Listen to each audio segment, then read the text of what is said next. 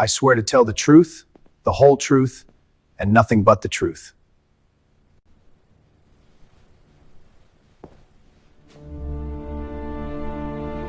Have you ever wondered how far injustice and racial bias can reach in America? Tonight, we share a story that will challenge everything you think about fairness and courage. A decorated black veteran was shot by a police officer, only to watch that same officer play the victim in court. What the judge did next stunned everyone and left a courtroom full of people speechless. Before we dive in, comment your city or country.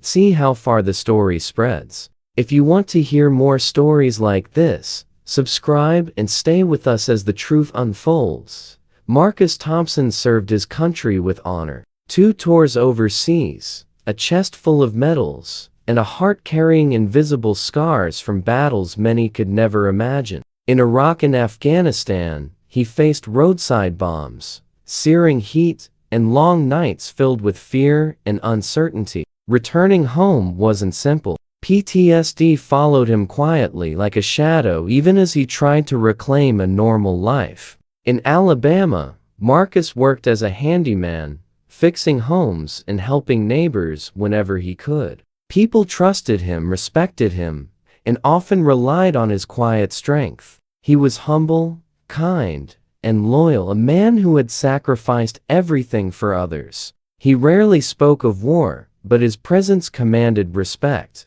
Life seemed peaceful. He believed the worst battles were behind him. Little did he know, a different kind of danger was waiting, one that would test his courage on American soil. Far from the war zones he had survived. It was a quiet night. The kind of night where everything seems normal, almost boring. Marcus was driving home from a late shift, the streets empty, headlights cutting through the dark. A small thing caught his eye, a cracked windshield reflecting a streetlight. He slowed, thinking nothing of it, but the world was about to change in an instant. Up ahead, red and blue lights flashed in his rearview mirror. A routine traffic stop, he thought, hands on the steering wheel, license and registration ready. He followed protocol carefully. Marcus knew the rules. He kept his hands visible, spoke calmly, and waited. But despite his caution,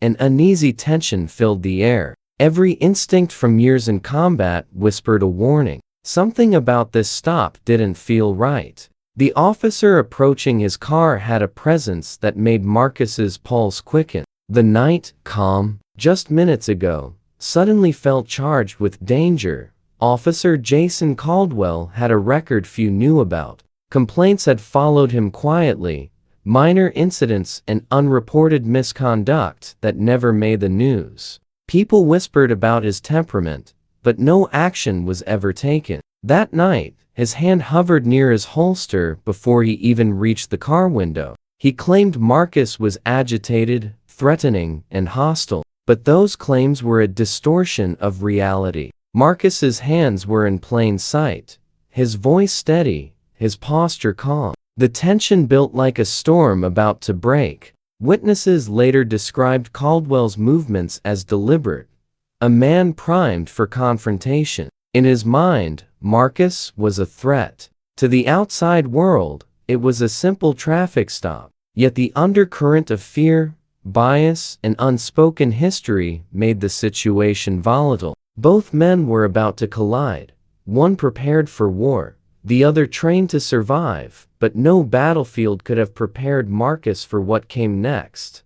Then it happened. One shot shattered the quiet night. Marcus's shoulder erupted in pain as the bullet tore through him, narrowly missing his heart. Time seemed to freeze. He collapsed onto the asphalt, the cold ground pressing against him as shock and disbelief set in. His mind raced. "Why me?" he whispered, the word barely audible over the wail of sirens approaching in the distance. Cars slowed, neighbors peeked, and chaos rippled through the street. The officer's claim of self-defense rang hollow in the still air. Emergency responders arrived quickly, but the trauma had already taken root. News reports were brief. labeling it an unfortunate misunderstanding, a tragic accident. But Marcus remembered everything, every sound, every motion, every moment of fear. Even as paramedics lifted him into the ambulance, a silent determination began to grow inside him.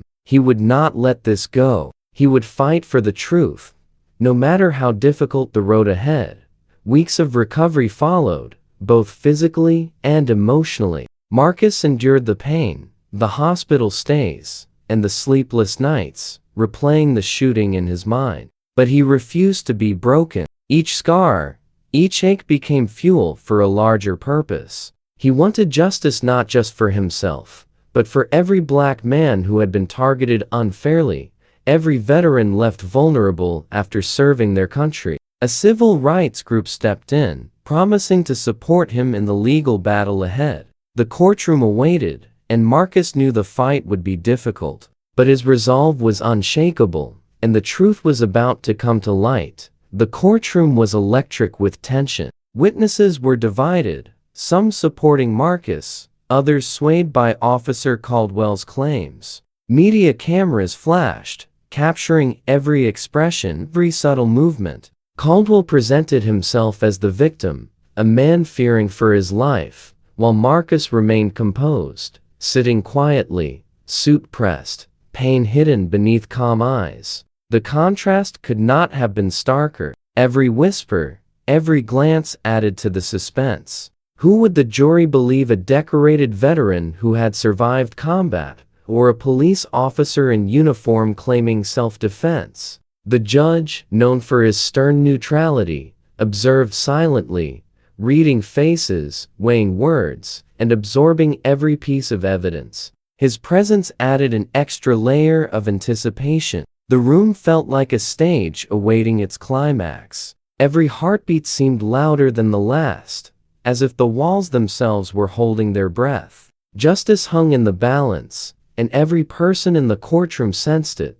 Testimonies conflicted, each side twisting events to fit their narrative. Some witnesses claimed Marcus was calm, cooperative, and following the law. Others, influenced by the officer's account, painted him as aggressive. The dashcam footage became the most critical piece of evidence. Partially obstructed, it still revealed enough to challenge Caldwell's story. Every second played added to the tension, as the jury and spectators watched closely. The judge, aware of its significance, made an unusual request. He would review the footage alone, in private, before the trial concluded. Silence fell over the courtroom as murmurs faded. Even the media paused, sensing the gravity of the moment. Marcus sat quietly, heart pounding, knowing the truth was on tape, but uncertain how it would be received. The officer shifted in his seat,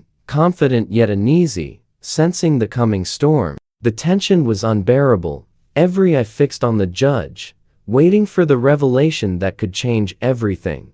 The judge disappeared into his chambers, leaving the courtroom in stunned silence. Minutes stretched like hours. Every person present imagined the scenes unfolding on the small screen, the dashcam exposing the truth hidden beneath the officer's story. Conversations died, breath slowed, and the weight of anticipation pressed down on everyone. Then, the judge returned, his eyes heavy, voice trembling with gravity. "What I saw," he began, "was not a threat. It was a man complying, calm, cooperative, and unarmed." He paused, letting the words sink in. Every head turned toward Officer Caldwell. "This court will not be complicit in rewriting the truth," the judge declared, his tone firm, unyielding. Murmurs filled the room as people processed the statement. The courtroom was electrified, knowing the climax of the trial was imminent.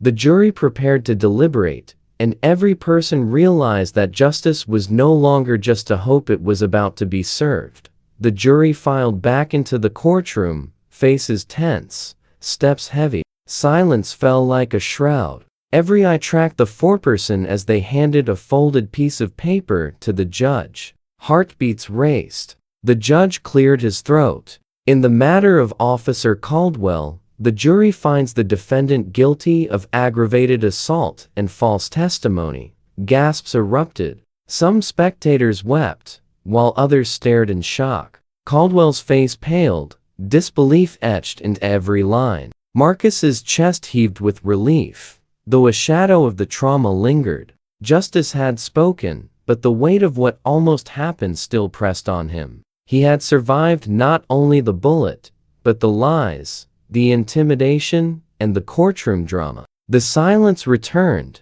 heavy and profound, as everyone realized that this verdict was more than just legal. It was a statement against bias, corruption, and injustice, a rare moment where truth triumphed over fear. Marcus walked with a limp now, a reminder not of the bullet, but of the burden he had carried. Life continued, yet nothing felt quite the same. He still worked as a handyman, still greeted neighbors politely, but his gaze had shifted inward. The trauma of being targeted for his skin and his service lingered. He thought often of other veterans, fathers, and ordinary citizens facing suspicion and violence simply because of who they were. Each day brought reminders that racial profiling and fear-based assumptions were still alive in society. Marcus's victory in court was significant, but it didn't erase the countless untold stories of injustice happening in silence. He carried a quiet resolve to keep speaking, to make sure voices like his were heard. And though the pain remained, so did his courage, his determination, and his hope that one day, truth and justice would prevail more often than fear and bias. The story of Marcus Thompson is not an isolated incident. Systemic bias and injustice in policing continue to affect communities across the country. Race, appearance, and prior service should never determine how a person is treated, yet they often do. Veterans, who risk their lives for their nation, are still vulnerable to suspicion and harm on home soil. Marcus's case raises a deeper question. How many more face similar threats quietly, unseen, and unreported? Every court decision, every verdict, and every public conversation becomes a step toward acknowledging these injustices. The truth is still unfolding, and society watches,